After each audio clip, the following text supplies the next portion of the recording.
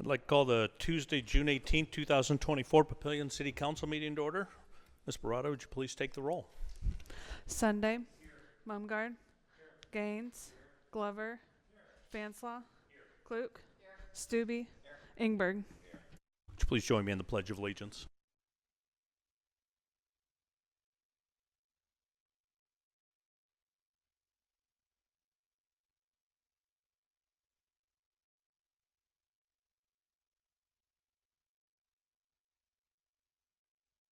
Thank you. And do we have an affidavit of publication on file?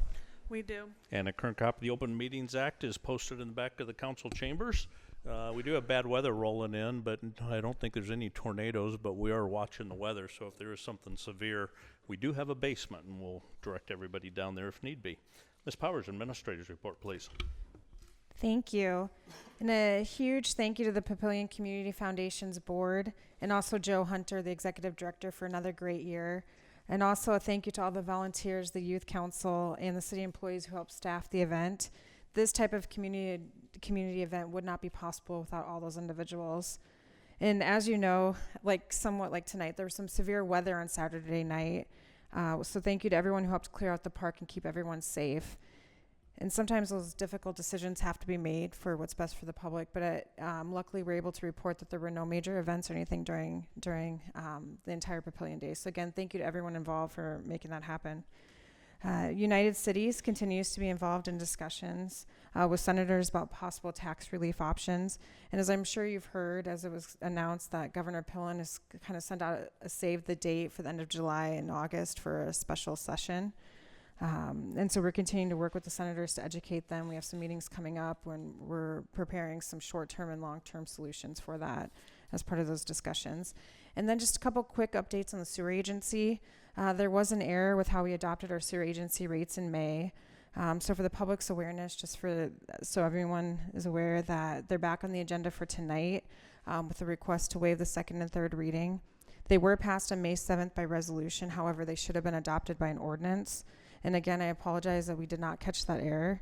But in some exciting news for the sewer agency, we are getting close to having our first flush on the agency sewer line. So there will be more information sent out to everybody. They are planning a ceremonial first flush for the end of September at the Sarpy, or at the Springfield lift station. You'll all be invited to that. I know there's been many years and trust involved with all the jurisdictions involved, the 5 cities, the county, and even Omaha as our partner to help treat our drainage, or however you call that, our sewer. So again, thank you to everybody involved and all the trust that has been put into this agency over the last several years, nearing a decade here. So it's a really, really exciting time.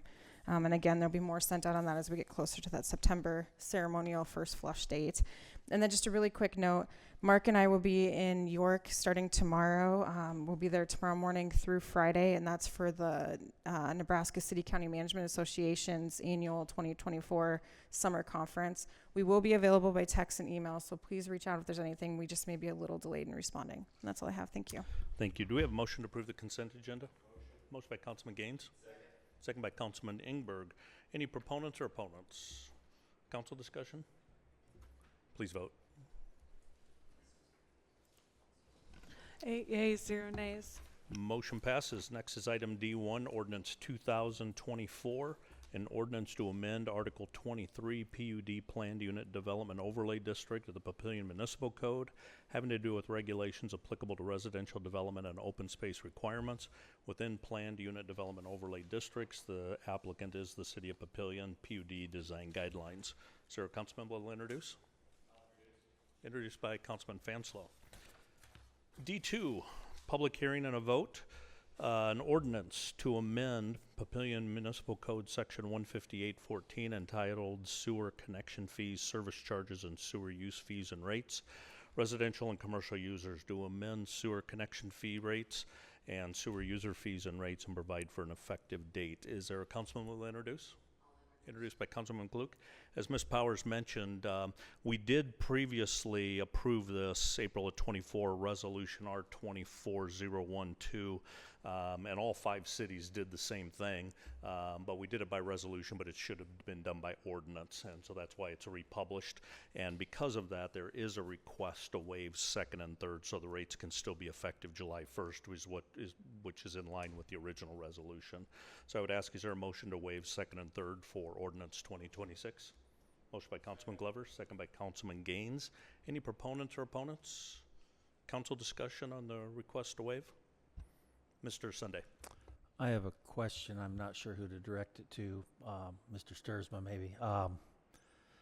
Is this really an emergency? Because there's currently no residential or commercial connections, as I understand it. So it wouldn't have any effect to wait and give public notice like we normally would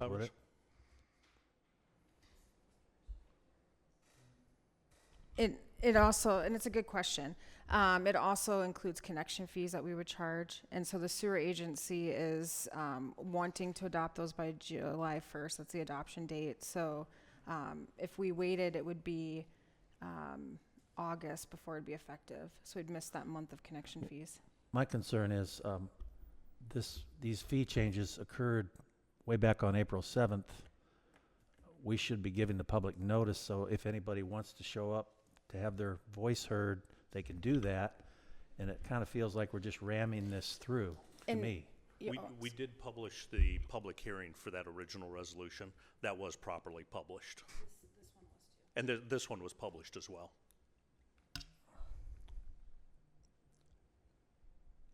Mr. Mumgard. Well, back in 2017, we've already approved these by resolution, right? The resolution approving these was April 2024. Okay, what was the vote on that? I'd have to look, but I believe it was, well, I don't think there was any opposition. I can't remember if all 8 council members were here or not. So I don't know if it was 8-0, but I don't think there was opposition. So basically, we've already said we should approve this. So if we now go back and start over again, either we made a mistake when we approved it, and the unanimous vote, then we all were stupid and didn't know what we were doing at that point, or we just go ahead and approve it now. Is that the way it goes? Well, and you said no mistake was made. Administration made a mistake in not doing it as an ordinance when we did it as a resolution. That was the mistake. I understand those things happen. I just look at it, well, if we were happy with it with a resolution, why would we not be happy with it with an ordinance waiving to second and third reading? So that's my position. I say, hey, I knew what I was doing when I voted the first time. I am happy with it. I'll stay with the waiving second and third reading. Mr. Sunday. Just to explain to Mr. Mumgard, I'm not opposed to the motion. Plan to vote for it, but it's the process that I'm having a problem with. If we have a process, we're leapfrogging over the process under the guise of some emergency that I feel doesn't exist. That's all. Any other council discussion? If not, this is a vote to waive second and third, and that does require a supermajority. Please vote. 7 yeas, 1 nay by Councilman Sunday. Motion passes, so we are to the public hearing. I'll open it. Do we have any proponents or opponents on the public hearing? See none, I'll close the public hearing. Is there a motion to approve ordinance 2026? Motion by Councilman Glover. Second by Councilman Stube. Any other discussion? Please vote. 8 yeas, 0 nays. Motion passes. Item F1, Resolution R240081, a resolution to approve a final plat for the property legally described as part of the northwest quarter of Section 4, Township 13 North, Range 12 east of the 6 p.m. Sarpy County, Nebraska, generally located on the southwest corner of Turkey Road and Schramm Road, the applicant's Celebrity Home, Schramm 108, Phase 2. So motion to approve Resolution R240081. Motion by Councilman Klug. Second by Councilman Ingberg. Any proponents or opponents? Council discussion? Please vote. 8 yeas, 0 nays. Motion passes. F2, Resolution R240082, a resolution to approve the First Amendment to the Schramm 108 subdivision agreement. Is there a motion to approve Resolution R240082? Motion by Councilman Fanslow. Second by Councilman Glover. Any proponents or opponents? Council discussion? Please vote. 8 yeas, 0 nays. Motion passes. F3, Resolution R240107, a public hearing and a vote. A resolution to approve a special use permit to allow restaurants, drive-in, drive-through, or fast food as a principal use on the property legally described as part of Lot 2 LJI addition to be platted as Lot 1 LJI addition replat 1, generally located on the southeast corner of Portal Road and South 99th Circle. The applicants are Shannon Taylor and Todd Peterson, Cabin Coffee. It's a public hearing. I'll open it. Any proponents or opponents? Close the public hearing. Welcome. And if you'd state your name and address for the record. I'm an opponent. I'm Brad Barber with Cabin Coffee Company. I'm the co-founder, and it's been great to work with your city. They've been really good. Michelle and Travis, you guys have been great working with us. We've had a lot of questions about this site, and so I just want to let you know you got some great folks working for you there. Well, if I understand it right, this will be the first location for Cabin Coffee in the area? Yes, sir. in And it's Nebraska. new to the market, but it's not new to the Midwest. Do you want to take a minute and do a little commercial and educate us? Well, sure. Just real short and sweet. We were born in Clear Lake, Iowa, back in 2022, and we have stores in 9 states now. The furthest south and east is in Georgia, and this will be the furthest west store. So, yeah, and so we're very glad to be in Nebraska. Thank you very I much. just found out that the hotels are full here, so I'm going to have to drive back tonight. Welcome to College World Series weekend. Mr. Mumgard. Oh, okay, I'm very intrigued by your operation. I looked at it and everything. You've got a distinctive building.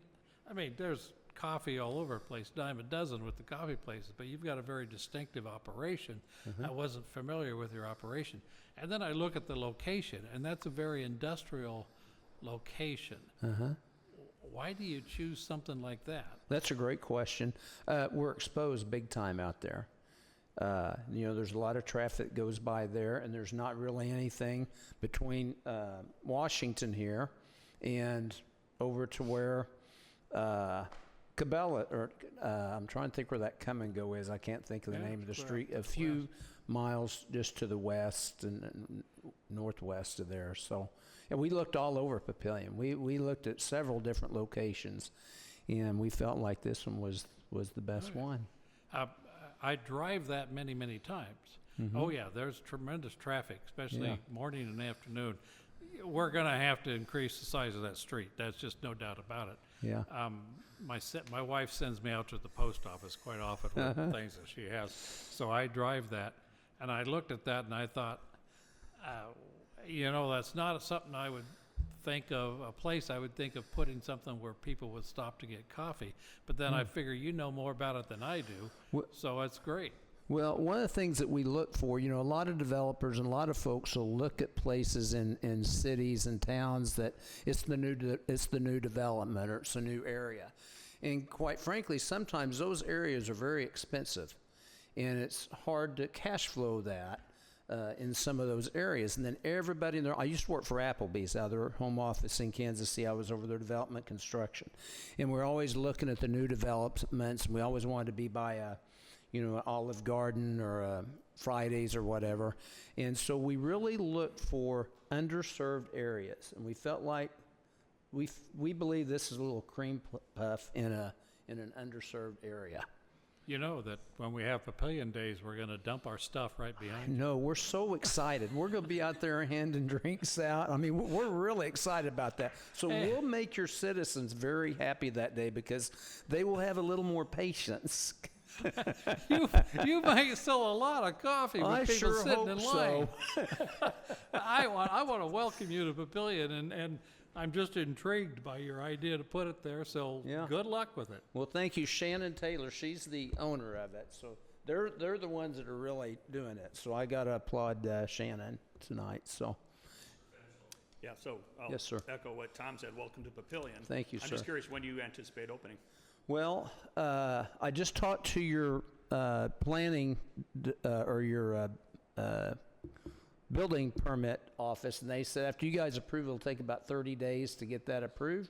And so once that starts, it'll take us 3 months to build it and about another 2 weeks after that to open. So still this year, yeah. Yeah, so hopefully September, October-ish. Perfect time. We want to get those sales in before January 1. So if Shannon is the, Thank you so much. so if Shannon's the owner, is that the next generation of ownership next to her? No. Thank you for the investment. Yeah, thank you. Any other proponents or opponents? I'll close the public hearing. Is there a motion to approve resolution R240107? Motion by Councilman Ingberg, second by Councilman Gaines. Any council discussion? Mr. Fanslow, No, it's still Okay. on from last time. please vote.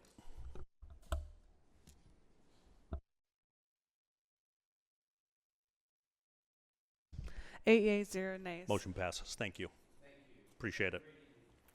Item F4, Resolution R240108, a public hearing and a vote, a resolution to approve the Second Amendment to the Highway 370 Mixed-Use Development Subdivision Agreement. It's a public hearing. I'll open it. Any proponents or opponents?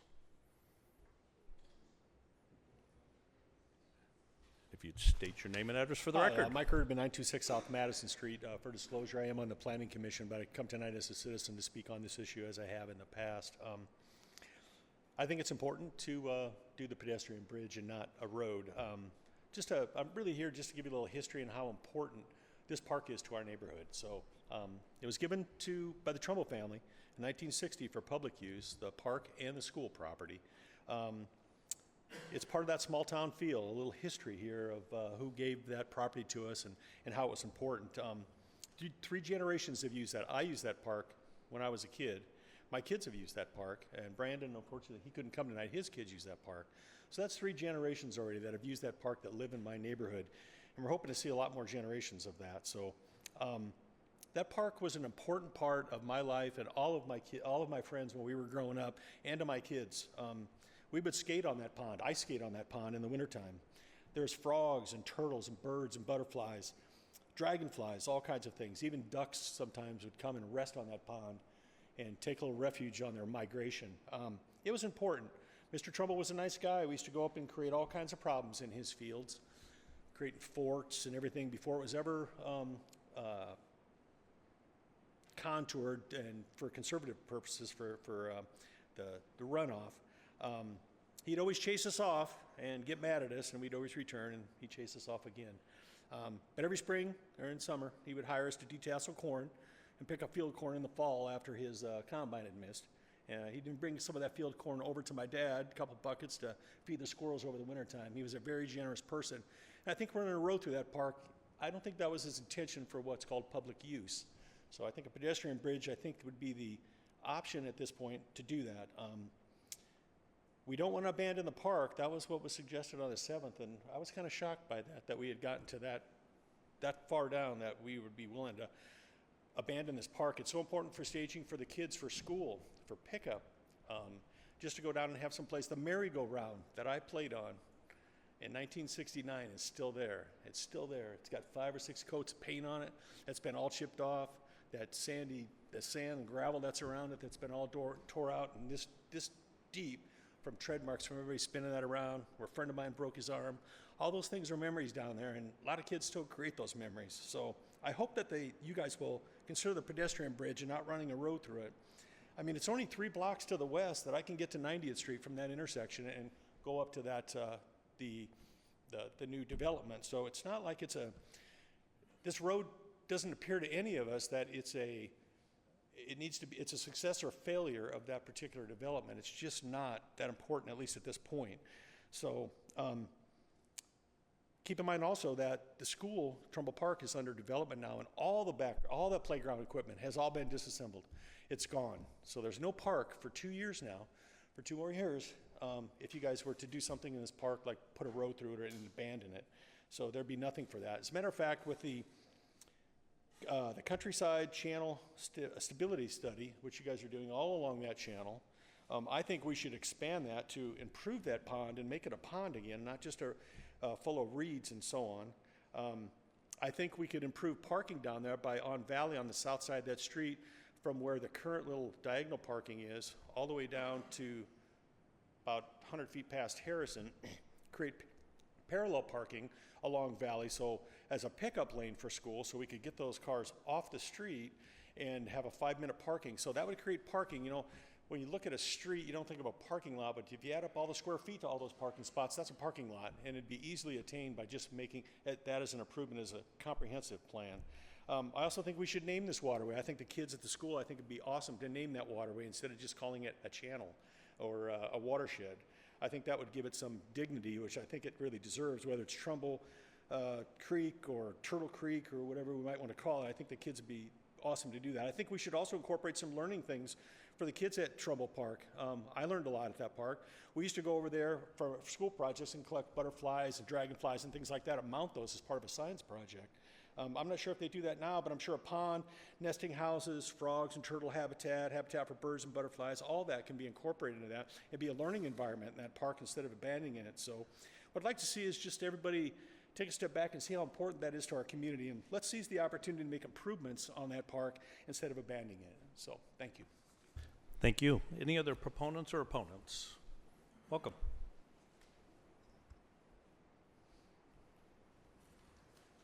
I'm Carol Kuntz. I live at 1012 South Madison. I've been here before, and you all know I do not want Harrison Street to go through. I want that park for me and for the school and my neighbors. So please vote for the pedestrian walkway. Thank you. Thank you. Any other proponents or opponents? I'll close the public hearing. Is there a motion to approve Resolution R240108? Motion by Councilman Klug. Second. Second by Councilman Gaines. Any council discussion? Mr. Mumgard. Okay, Councilman Klug and I have discussed this extensively. I was a proponent from the beginning of putting Harrison Street through. The argument that that's going to increase traffic to the north, I just didn't buy that argument. I thought it was going to be the other. My focus has always been on alleviating the traffic around the school so that people can come pick up their kids and get the heck out of there as quickly as possible. Make that convenient for people who are doing it, because they're doing it now, and that school has been landlocked for years and needed our help. And I think in large ways, Harrison Street going through would be a big benefit. But I gotta be realistic that when I listen to how we have to now negotiate with the federal government to get a street through there, and all the hurdles and arguments by other council members, I say, come on, be realistic, Mumgard. It ain't gonna happen, at least in the near future. So I have accepted what Councilmember Klug has come forward with.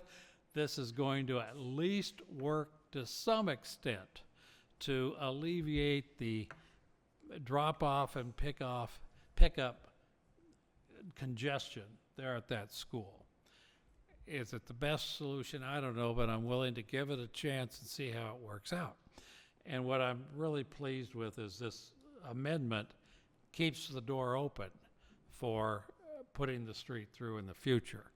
That, you know, that'll be up to future council members, because I look at it, the reality when you're dealing with the federal government, you're talking 5, 6, 7 years in the future before anybody has to make that decision.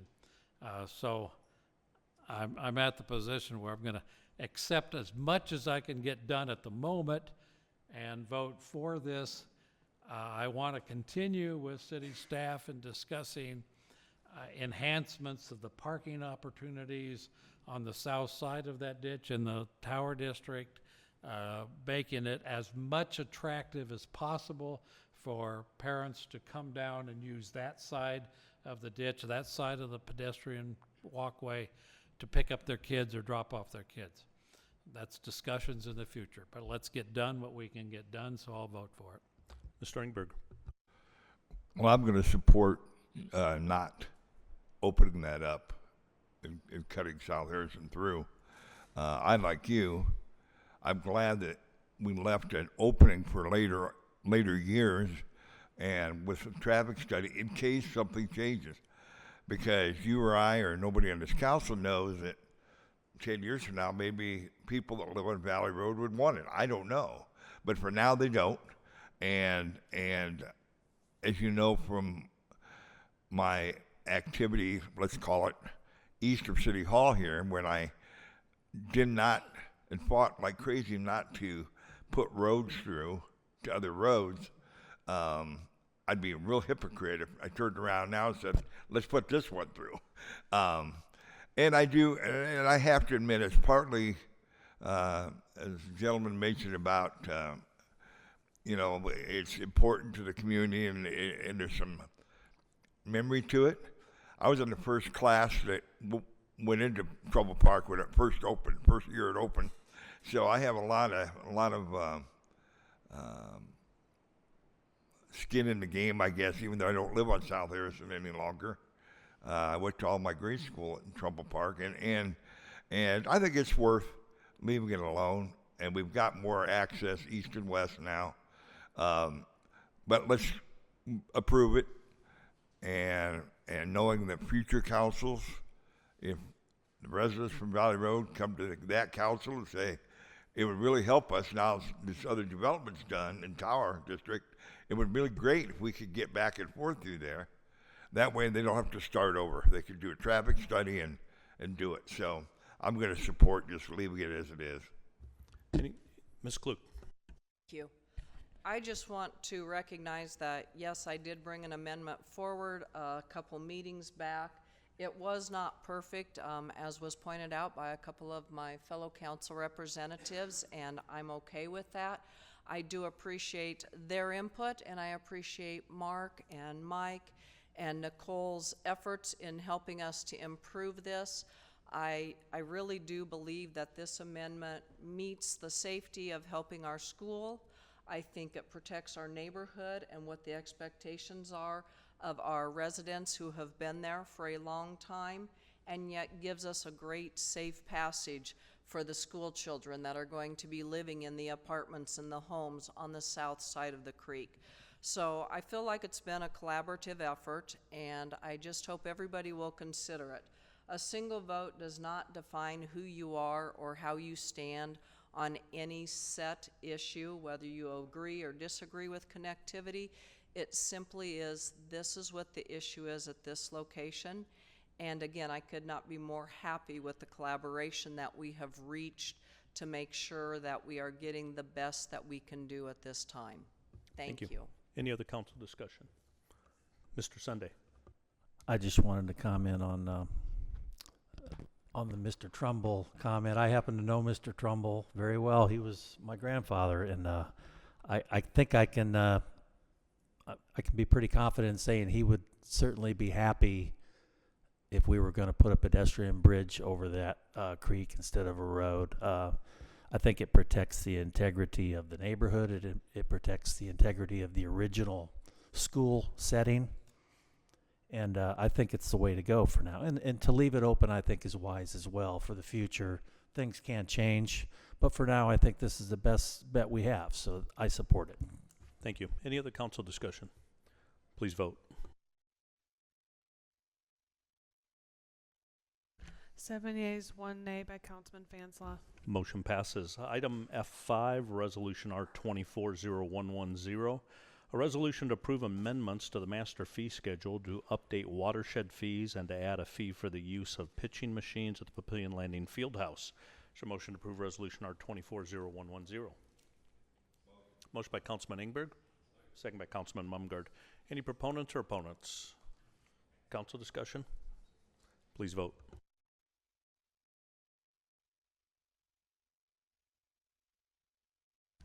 8 yeas, 0 nays. Motion passes. F6, Resolution R240115, a resolution to adopt a memo of understanding with the Professional Firefighters Association of Papillion, Local 3767 IAFF. Is there a motion to approve Resolution R240115? Motion by Councilman Glover. Second by Councilman Ingberg. Any proponents or opponents? Council discussion? I just want to say publicly, I want to thank Joe Lapuzza, the president of the IFF, and also the staff. If anybody's followed this, it's been an issue that's been out there, The issue actually was created in the mid-50s, 1950s. Social Security Administration made some rulings regarding Social Security and who can opt out. The Nebraska legislature then made some legislative changes in relation to that, related to first-class cities at the time.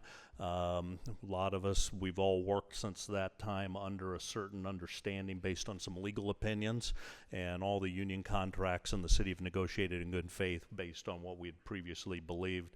But there'd been a disagreement whether Social Security, some firefighters would be exempt from Social Security or not, and that's where some of the legal opinions over the decades have come into play.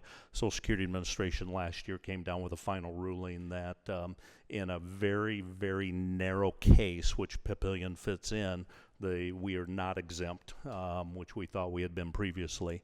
And so it involves some federal changes. The legislature then got involved in the last session, negotiating firefighter benefits, and it played into this and compounded the issue.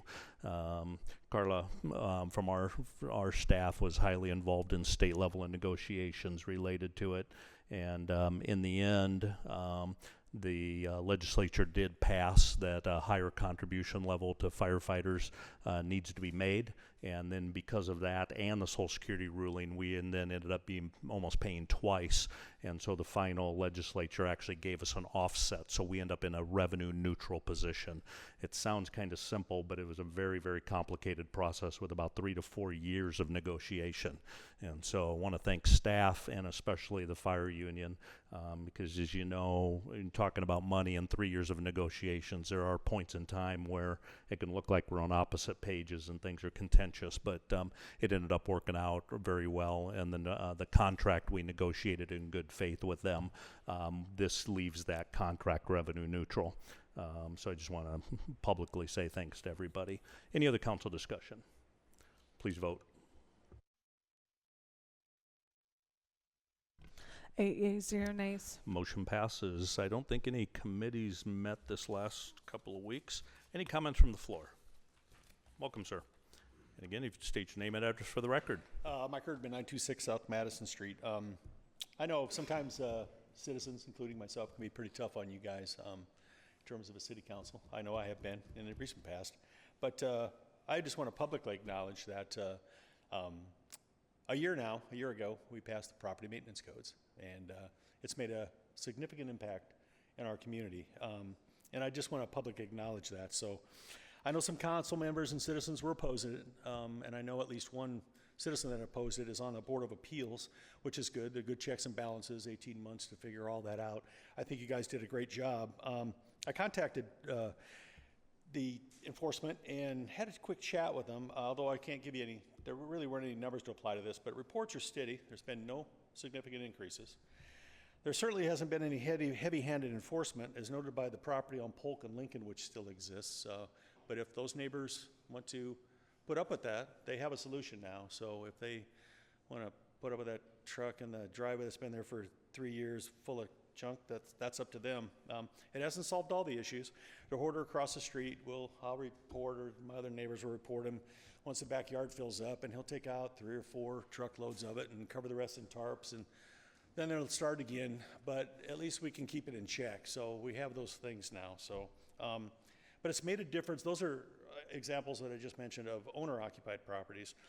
But it's really made a difference in the terms of rental properties. One of our notorious landlords has left our city, liquidated all 8 of his properties, 2 of them which were condemned.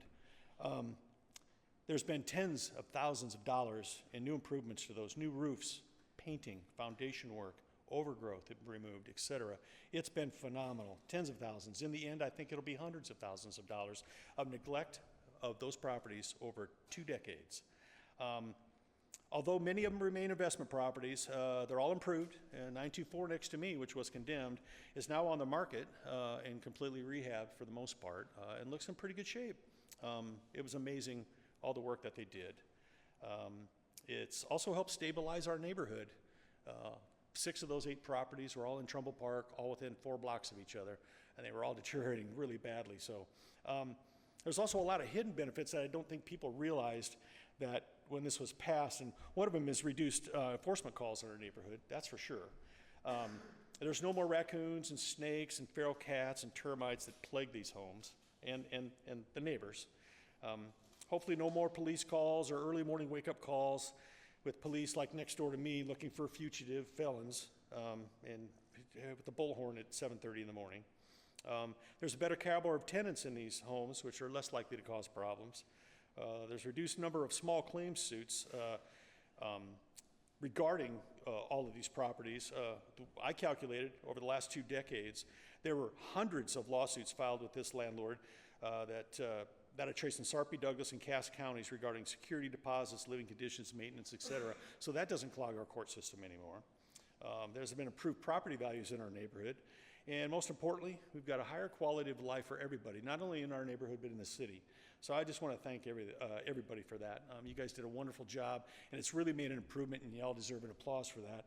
I hope in the future, considering most of these issues were rental property related, that we can have a registry to be considered to ensure the safety and rights of those, just as tenants in apartments have, such as smoke and CO2 detectors, proper leases, mold mitigation and monitoring, and those kinds of things. So hopefully maybe, and then we can also segment those enforcement problems from owner-occupied so that we can have a better measure of the impact on our community from rental property. So that's something to consider in the future. But again, to all of you, well done. Thank you. Thank you. Any other public comments? Any council comments? Last couple of weeks been kind of quiet just because they've been busy between the Vietnam Memorial opening one week and then Papillion Days the very next one. So again, want to thank everybody for that. I think we had a couple thousand people out for that event. I think what was nice is like former Secretary of Defense Hagel spoke. I don't think people realize he was actually one of the speakers when the Washington, D.C. Memorial opened. So to have him open the D.C. and then open ours, but we're getting a lot of positive comments. There were a lot of people from around the nation that were here just for that, and we're getting a lot of comments from them that people that travel around, they say they think it's probably the nicest one in the nation. We've had one gentleman who's highly involved, says he even thinks it's nice, other than the name aspect, he thinks it's nicer than the one in Washington, D.C. So quite a statement to Parks and administration and the foundation for everything they did. And again, thanks for all of the support of the council on Papillion Days. Other than having to close it one night early because of the weather, I think it was real successful. But even on that, those are really hard calls to make. And the coordinated effort between the foundation, police, fire, administration, to be monitoring for situations, who makes the call, how do you evacuate, it's been something that's talked about a lot, and it almost went flawless. So I just want to thank police and fire and the foundation for everything they did in relation to that. If people, you might be getting a lot of calls, I know I am, people wondering what the concrete work is that's going on at Walnut Creek, Prairie Queen, and Halleck. They're pickleball courts, so just kind of a public reminder. If I remember right from Tony, the concrete needs about 30 days to cure, and then they can finish painting and put the surface up for probably about 3 to 4 weeks away from maybe those being opened up. And then just again on Papillion Days, not only the foundation and all of the civic groups, but a lot of heavy lifting on the staff side, public works, parks, recreation, police department, fire department, building. I don't think people realize building actually coordinates the parade. Other duties is assigned. Administration, the library. So it's a pretty big event. I just really want to publicly thank all of the staff in addition to the foundation for what they do. Mr. Mumgard. I just want to echo your comments about the Vietnam War Memorial. I'm old enough, I know this will surprise some of you, but I'm old enough that I grew up during that time period. Yes.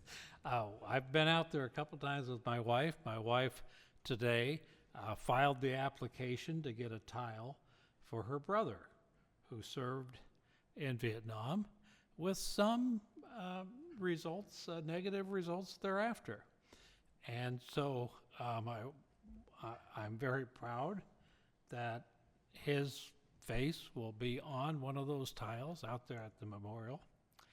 And I would encourage anybody else that might be listening tonight that if they have relatives that served during that time period, a very difficult time period in our lives, they look into doing that, taking that last step and sticking their relative's face on one of those tiles to recognize them for what they did. Thank you.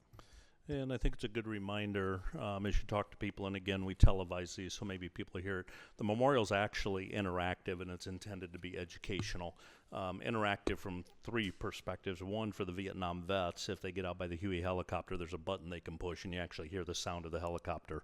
And I've talked to some vets that when that went off, it said it took them right back to that point in time. So it's got a healing aspect from that perspective. But the educational, those large obelisks, people obviously see the engraving on them on both sides. One side is usually what was going on in Vietnam. The other side is what was going on in the U.S. And one of the things that was important is we just don't glorify the military, but we talk honestly about the Vietnam War. There was racial strife, there was social strife, there was economic strife, there was military strife, and so we don't hide those things on the memorial. You'll see Kent State listed on there, among other things. And so from the interactive part, Bellevue University basically wrote curriculum for every year of the war, and next to every obelisk is a QR code, and if you scan it, the text of that curriculum for that year comes up, and then below the text, every item that's engraved in the obelisk is listed there, and if you click on that, information on that item comes up. So it is intended to be educational and interactive that way. And then of the 400 Nebraskans that were killed, on that wall where there's a tile with their picture, there's also a QR code, and you can scan that and you'll get information on that specific individual, and that pulls from the database of the Washington D.C. Memorial. So it is intended to be educational as well. So we just want to keep raising the awareness, because I don't think that's real intuitive when you're out there that it's got that. But thanks for the support. It's been very important. Any other council comments? If not, is there a motion to adjourn? Motion by Councilman Glover. Second by Councilman Gaines. Please vote. 8 yeas, 0 nays. We are adjourned.